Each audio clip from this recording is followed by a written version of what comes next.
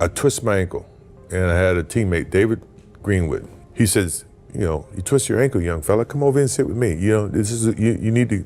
I said, no, man, I'm trying to make a name for myself. There's no way I can sit. I need to get out there and show what I'm capable of. I want to play. I want to win. I want to make an impact. It might not be in the team's best interest, in your best interest, to play all 82. Is that something you've thought about at all since you made the goal? That's a goal. I'm available to go and be in the pro. If OBJ shows up, he might score 100. And it's just basketball.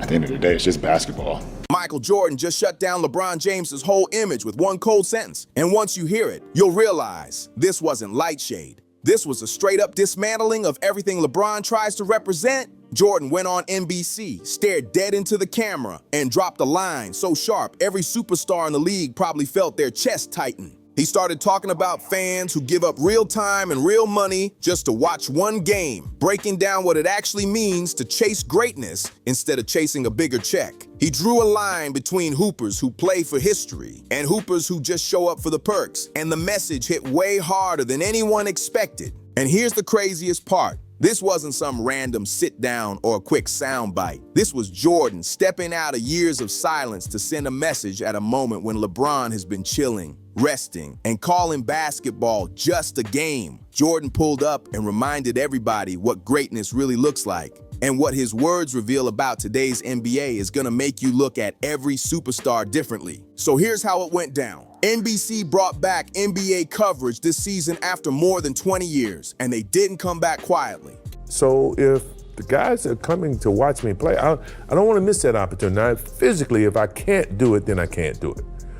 But physically, if I can do it, and I just don't feel like doing it, that's a whole different lens. They secured Michael Jordan himself, not as a player, of course, but as a special voice on the game. Jordan barely does interviews anymore. He's been quiet for years, only popping out for business or his brand. Real basketball commentary from him? Almost never. So when NBC revealed that MJ would finally speak on the modern game, the whole basketball world locked in instantly. Jordan started out calm, talking about legacy, giving back, and how he still misses that fire of real competition. Nothing crazy. But then the second segment hit the screen and everything flipped instantly. They brought up load management and Jordan didn't soften a single word. He straight up said load management shouldn't even exist, explaining that every game was a chance to prove who you really are as a competitor. And when you hear the phrase load management today, what pops into your head? Superstar chill days, the I'll sit this one out energy.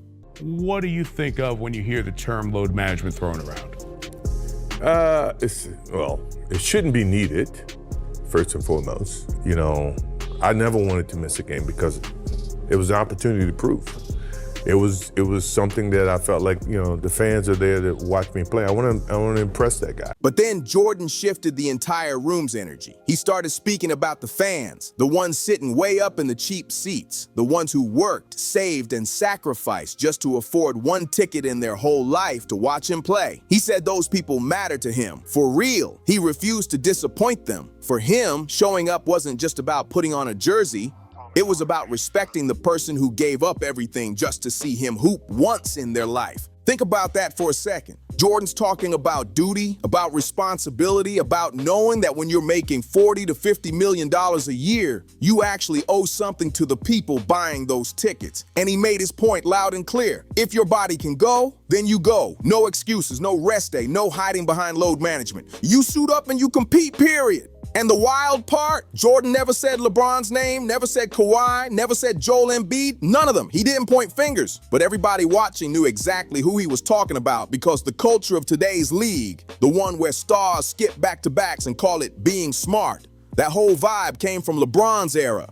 The fans are there to watch me play. I want to impress that guy way up on top who probably worked his ass off to get a ticket or to get money to buy the ticket. You really cared about the guy who sat in the top deck at the Palace in Auburn Hills to watch you when you came to Detroit? Yeah, because I know he's probably yelling at me and I want to shut him up. Jordan basically knocked the entire structure down with a few sharp sentences about fans sitting in the 300s. Social media went crazy instantly. LeBron supporters tried to defend him, talking about how many games he's played, but the numbers speak louder than words. Jordan appeared in 93% of all possible games in his whole career. That number even includes 2 seasons where Jordan dealt with major injuries. LeBron sits at 88%. And here's the wild part. Jordan played all 82 games 9 different times, 9 full seasons without missing a single night. LeBron, he's done it once, just one time in more than 2 decades. To understand why Jordan's words hit so hard, you gotta see the gap between their eras, because this isn't just 2 players. This is 2 completely different mindsets about basketball. Jordan came up in a time where toughness meant everything. We're talking the late 80s and 90s when the Detroit bad boys were allowed to literally knock you out of the air on the court. Hard fouls weren't called flagrant. That was just hooping. Jordan got hit, slammed, thrown, and he still showed up the next night ready to go. He didn't skip games because his ankle was sore. He wrapped it tight and played anyway.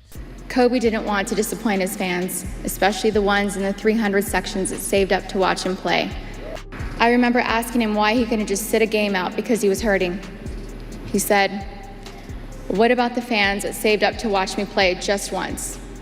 He never forgot about his fans. And who can forget the flu game? 1997 finals, game 5 versus Utah. Jordan wakes up barely able to stand, sick to the point of collapsing, probably food poisoning. Anybody else would have said they couldn't go. But Jordan walked out there with almost 0 warm-up and dropped 38 points to carry Chicago to a win that put them 1 step from the title. After the final buzzer, he literally fell into Scottie Pippen's arms because his whole body shut down. That's the mentality he's talking about. That's the standard he lived by. And it wasn't only him. Look at Kobe Bryant. There's a story where someone asked Kobe why he didn't sit a game when he was hurting. His answer, "What about the fans who saved up to watch me play? Just once." Kobe understood that some kid way up in the rafters might only get 1 chance in their whole life to see him hoop in person, and he wasn't about to take that away just because he was tired. Magic Johnson, Larry Bird, Kevin Garnett, all of them carried that same old school fire. Garnett spent years in Minnesota battling with weak rosters and barely any real support, but he still showed up every single night like the season was on the line because winning actually meant something. Competing meant something. These dudes loved hoops so much they would have played for free if that's what it took. That's how deep it ran in their blood.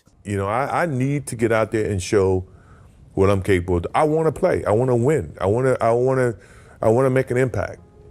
And I twisted my ankle, I taped it up, and I went back out and I played, you know. And I felt that, I always felt that. And I am at a point in my career now where I don't lose sleep over that. Like, fuck, how did me and Luka lose? And it's just basketball. At the end of the day, it's just basketball. Then we get to 2016, the year the whole vibe of the league shifted. Kobe retired, Tim Duncan retired, Kevin Garnett retired. All 3 legends gone at once. These were the final players who lived through the 90s mentality, the last ones who truly remembered what basketball used to represent. And when they walked away, that old school mindset walked with them. So who stepped into that empty space? LeBron James, the king, the face of the 2000s and 10s and 2000s and 20s. The guy whose whole culture is built on something completely different from what Jordan ever stood for. And here's where things really start heating up. LeBron's relationship with load management has always been strange. Some days he acts like he's beyond it, like he's the iron body veteran who plays through anything. Other days he becomes the loudest voice telling players to sit out for their own good. When Joel Embiid got heat in 2024 for missing games, LeBron instantly jumped online to defend him. He went on a long social post saying people needed to apologize to Embiid, saying players know their bodies better than anyone, and that folks should stop judging them. Basically, LeBron framed load management as necessary and said fans and media needed to relax. But then you look at LeBron's own career patterns, and everything starts feeling a little messy. For the first 15 years of his career, LeBron was basically untouchable, durable, available, barely missing games, and carrying that superhuman rep. But then things shifted. Once he got back to Cleveland the second time, and especially after joining the Lakers, the load management pattern became way too clear. In 7 seasons with the Lakers, he's cracked more than 70 games only once, just once. Now this season, LeBron's 40 years old, dealing with sciatica, real nerve pain, and he sat out the entire preseason just to make sure he was ready for opening night.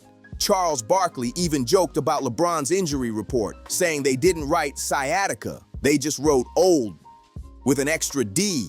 Everybody laughed, but the joke stung because it had some truth behind it. And then there's the quote that shows the real gap in mindset. After losing in the NBA Finals, LeBron once said, "It's just basketball at the end of the day, just basketball." Now picture Jordan saying that. Picture Kobe saying that. They never would have. Cause for them, hoop wasn't just a game, it was their whole identity, their whole life. With LeBron, it feels like basketball only matters when he's winning. When he loses, suddenly championships don't matter, competition isn't that deep, and it's all just entertainment. But that mindset comes with a real problem, one that affects the entire culture around today's NBA. Think about a regular person with a regular job. Maybe they teach, maybe they work construction, maybe they sit at a desk all day crunching numbers. They love basketball. They save for months just to afford tickets. They take a day off work, drive hours to the arena, bring their kid who's never seen an NBA game before. You finally get to your seats.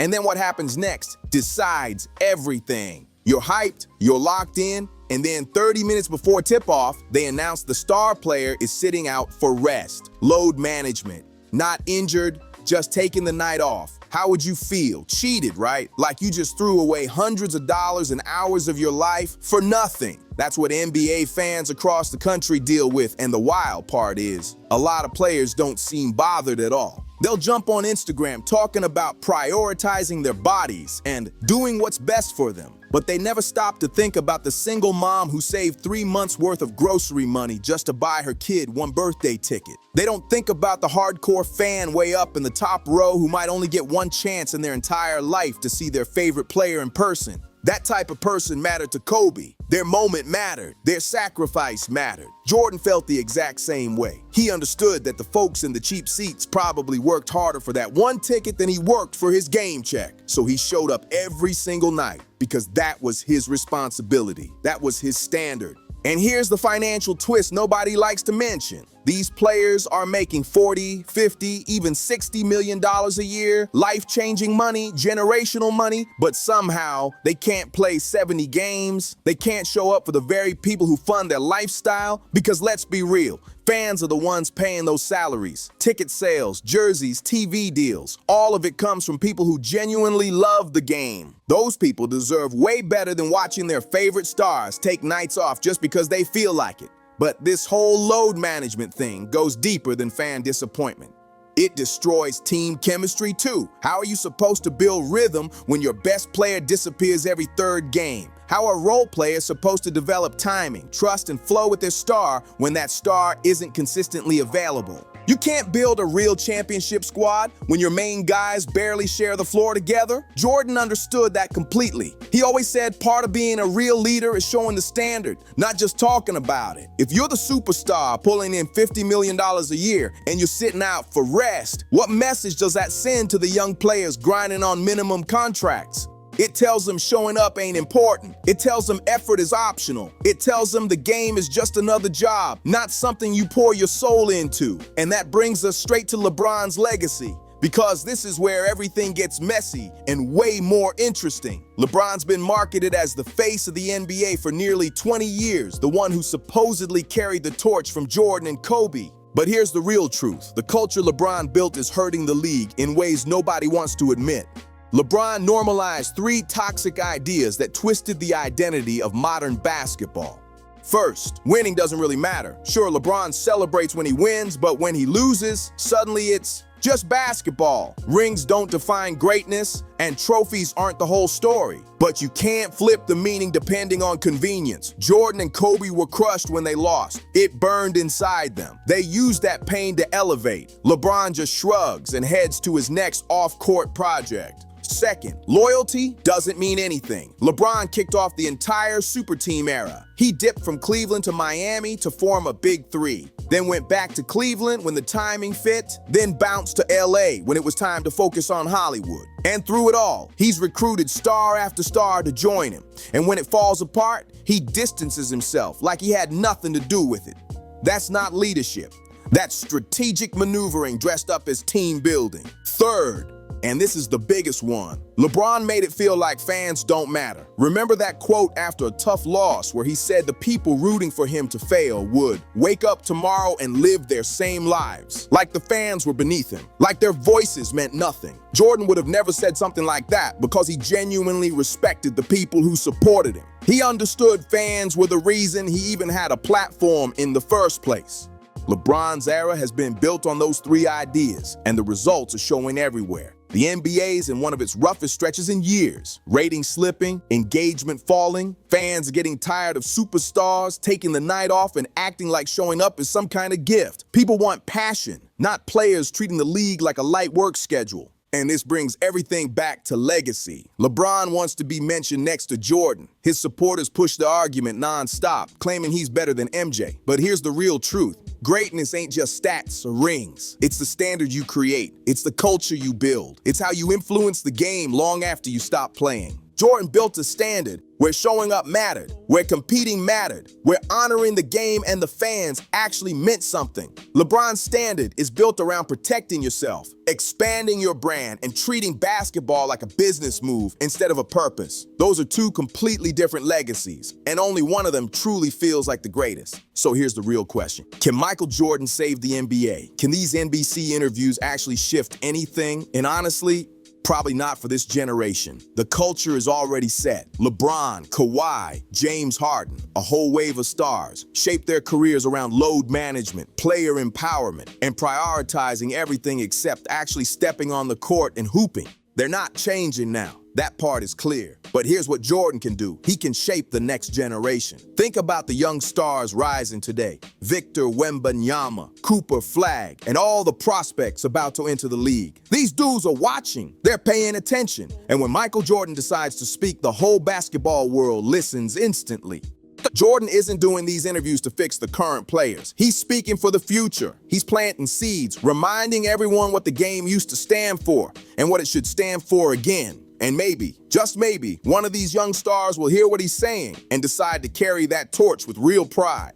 Imagine Wembanyama adopting Jordan's mentality, playing every game unless he's truly hurt, respecting the fans who show up every night, understanding the responsibility that comes with being a star. Imagine him building his legacy on competing and showing up consistently, not on brand deals or scheduled rest days. That alone would flip the whole league on its head. It would force other young stars to step up too, because nobody wants to look like the one player sitting out while their rival is grinding every night. The best case scenario, players get embarrassed into improving. They hear Jordan talk about hooping through the flu, respecting the folks in the cheap seats, living with a real competitive duty. And they realize how soft they look compared to that standard. Maybe that embarrassment pushes them to change. Maybe they start showing up more. Maybe they remember that being a pro athlete is a privilege, not some burden. But there's also a worst-case scenario. The young players just ignore Jordan completely. They decide he's outdated, that he doesn't get modern sports science. They convince themselves the old-school mindset is wrong, not them.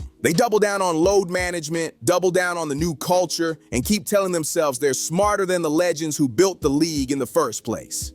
And if that's how things play out, the league keeps sliding downhill. Ratings keep dropping, fans keep disappearing, and sooner or later the NBA becomes something nobody cares about anymore. That's the fork in the road the league is standing at right now. Jordan's NBC interviews aren't just casual talk. They're a warning, a loud one. Are you rolling with the old school mentality that built basketball into a billion-dollar powerhouse? Or with the new school mindset that's slowly draining the soul out of it? And the wild part, the fact that this is even up for debate shows how far things have fallen. 20 years ago, nobody questioned whether stars should actually show up and play. It was automatic. Now it's controversial. Now saying a player making $50 million should play 70 games sounds unreasonable. That's how upside down the league has become. Jordan's message couldn't be more clear. If you can play, you play. You show up for the fans who saved up for that ticket. You show up for your teammates counting on you. You show up because this game is bigger than you. That's not deep philosophy, that's just professionalism. But in LeBron's era, even that seems impossible. So here's where we stand. Michael Jordan went on national TV and reminded the world what real greatness looks like. He didn't need to say LeBron's name because everybody already knew. He was talking about the culture LeBron helped create, where sitting out is normal, where competition gets brushed off,